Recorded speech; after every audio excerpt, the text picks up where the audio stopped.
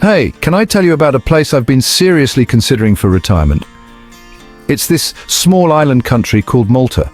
I didn't know much about it at first either, but the more I learned, the more I realized it actually checks all the boxes. First off, imagine living somewhere with over 300 days of sunshine a year. I'm not joking. The weather there is seriously perfect.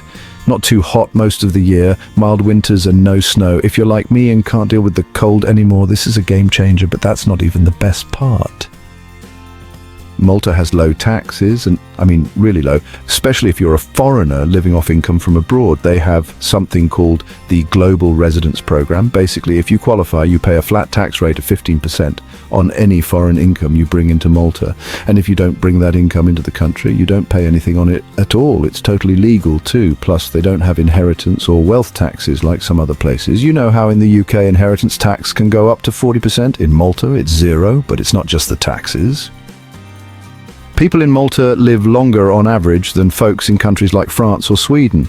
That's partly because of the great weather and low stress, but also because the healthcare is top-notch.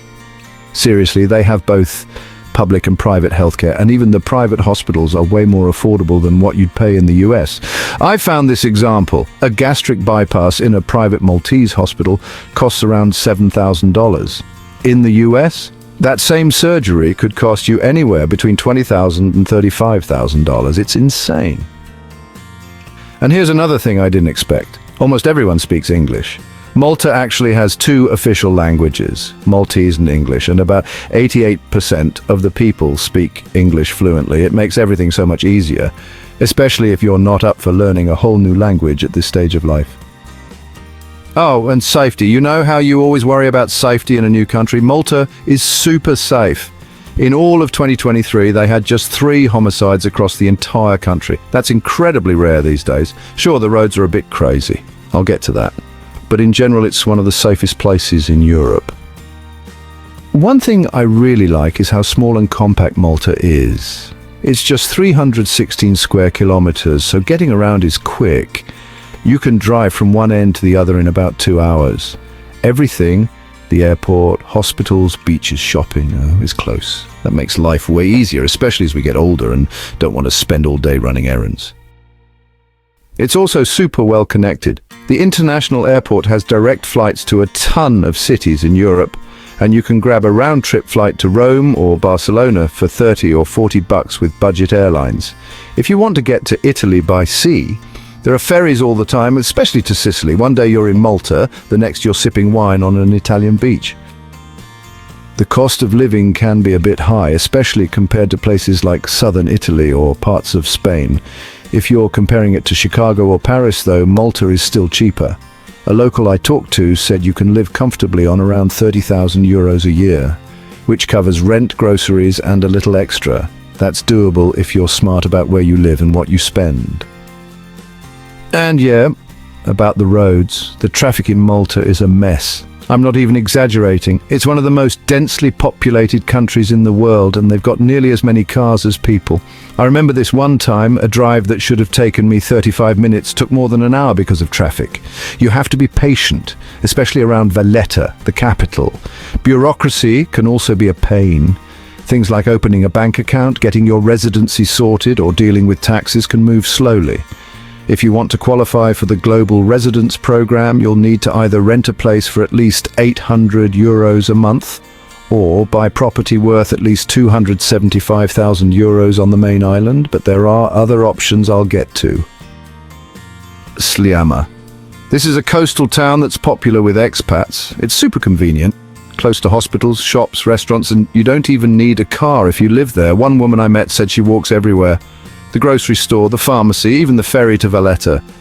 Rent near the seaside is a bit pricey, but if you move just a few streets away, prices drop a lot. For example, for around 1,100 euros a month, you can rent a 65 square meter furnished apartment just a 2-minute walk from the beach. That's about what you'd pay in Pittsburgh, but with ocean views and a peaceful atmosphere. If you're okay being a bit farther from the coast, you can even find places with 100 square meters. That's a pretty spacious apartment, for the same price. A Gozo. Now this is where things get interesting. Gozo is Malta's smaller, quieter neighbor island. and locals love it. It's less crowded, more peaceful, and a lot cheaper. Gozo is about 25% the size of Malta, but has only 6% of its population. That means fewer cars, fewer people, and way more calm. If you're looking to slow down and enjoy life, this could be the place. Some people say the locals can be a bit closed off to newcomers, especially if you're from the main island or abroad.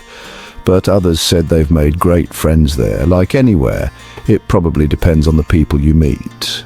Real estate is also much cheaper in Gozo. You can rent a fully furnished 3-bedroom apartment with balconies for around €1,000 a month. And if you're planning to buy, you only need to spend €250,000 to qualify for the tax benefits, less than on the main island. You want an example? For €275,000, you could buy a beautiful 3-bedroom apartment with sea views and balconies in a quiet village. That's less than what you'd pay for a basic house halfway between Chicago and nowhere.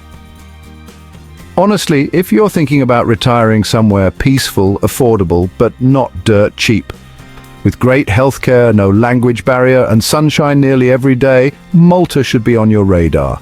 And hey, if you're still not sure, there are other options out there too. Southern Italy, for example, has a lot of the same weather and charm at a lower price, but Malta is definitely something special.